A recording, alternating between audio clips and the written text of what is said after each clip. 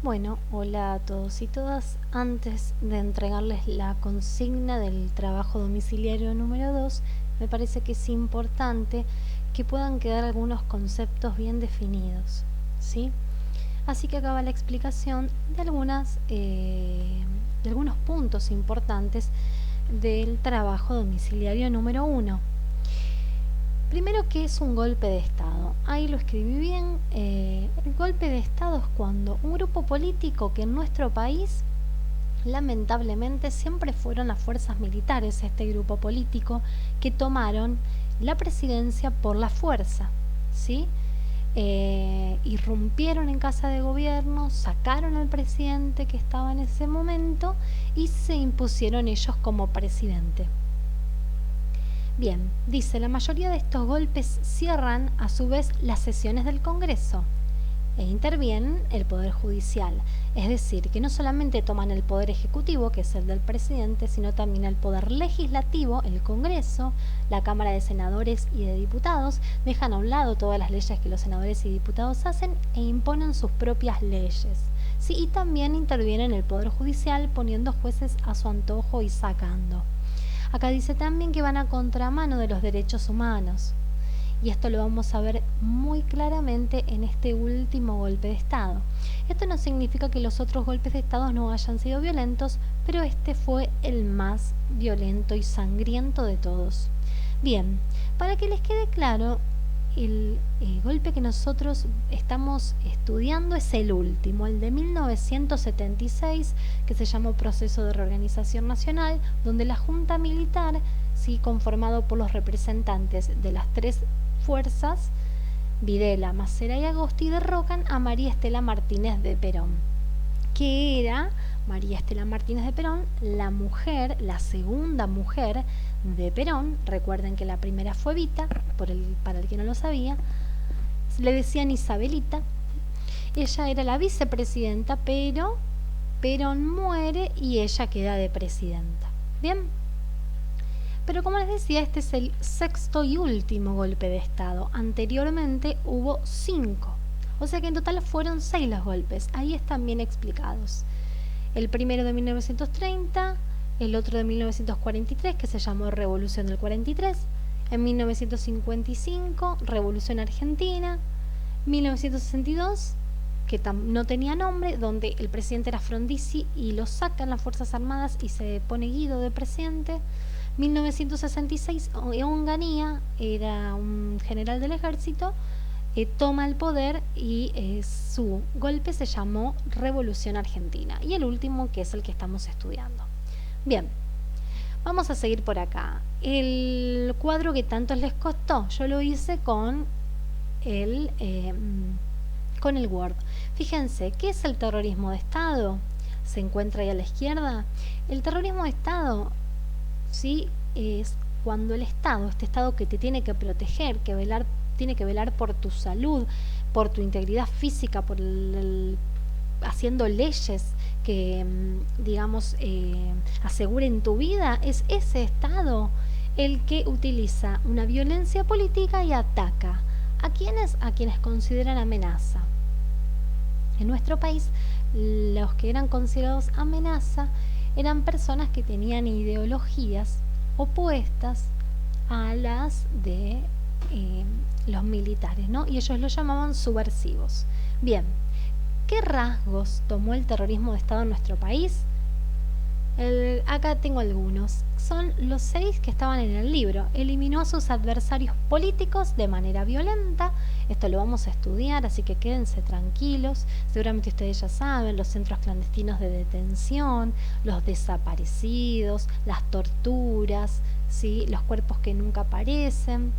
Terror sistemático como forma de control y disciplinamiento. La sociedad tenía miedo, entonces no denunciaban si veían algo extraño, ¿sí?, porque tenían miedo que a ellos también les pase. La clandestinidad y la violación de todas las leyes y normas era lo que hablábamos antes, ¿sí? Al tomar el poder y dejar a un lado la Constitución, gobernaban con leyes del terror. La meta, deshumanizar y borrar al subversivo. Eso también lo vamos a estudiar en profundidad, por qué en otros trabajos, espero también que nos podamos ver pronto en la escuela, porque el terrorismo de Estado quería deshumanizar y borrar al otro. ¿Mm? El Estado al servicio de la tortura, del secuestro y de la desaparición. También esto se condice con el primero, eliminar a los adversarios políticos. Y por último, la ruptura de la estructura social y la comunidad. La gente no se podía juntar en sus casas, en muchas personas en un lugar. Recuerden que había estado de sitio, ustedes lo pusieron en las características del trabajo. Por último, vamos a hacer una explicación muy breve. Esto no lo tienen que estudiar, simplemente se los voy a explicar, que me baso en esta explicación en el capítulo 2 del libro. Este capítulo se llama ¿Cuál era la situación político-social previa al golpe? Tenemos dos planos, ¿sí? El plano internacional, donde se dirimía la Guerra Fría, una guerra ideológica. ¿Qué significa? Que no hubo armas, no hubo un enfrentamiento armado de ejércitos. Eran guerras a través de la palabra, a través de las ideas, de qué país podía, contagiar sus ideas y su sistema en otros países. También se dio la batalla o la guerra espacial, en el sentido de que batallaban y combatían por ver quién tenía el mejor invento. Quienes se enfrentaban Estados Unidos con un sistema capitalista contra la Unión Soviética, que hoy sería Rusia, que tenía un sistema comunista. Fíjense que comunismo lo puse en rojo. Es el color que caracteriza al comunismo. Estados Unidos tenía miedo que el comunismo avance en América Latina. Entonces crea el Plan Cóndor y la Escuela de las Américas. La Escuela de las Américas consistió en que algunos generales de las Fuerzas Armadas latinoamericanas, algunos representantes, se vayan a formar con militares estadounidenses para enfrentar el avance del comunismo. Y el Plan Cóndor fue eso. Si ustedes se ponen a analizar, la dictadura que se dio en Argentina no fue aislada. En toda América Latina se dieron dictaduras de la misma especie, es decir, militares tomando el poder, implementando un terrorismo de Estado, haciendo desaparecer a personas, ¿sí? También persiguiendo al enemigo, y esto tiene que ver con un plan digitado desde Estados Unidos para poder ganar, para que su sistema capitalista se implante por sobre el comunista. Además se daba este miedo del comunismo por la otra flechita, la de la Revolución Cubana. El Che, que es argentino, pero que estuvo peleando por la independencia de Cuba, y allá en Cuba lograron implementar un sistema comunista. Entonces tenían mucho miedo de que eso suceda en los otros países, también en Argentina, ¿no? Estamos hablando de los otros países de América Latina.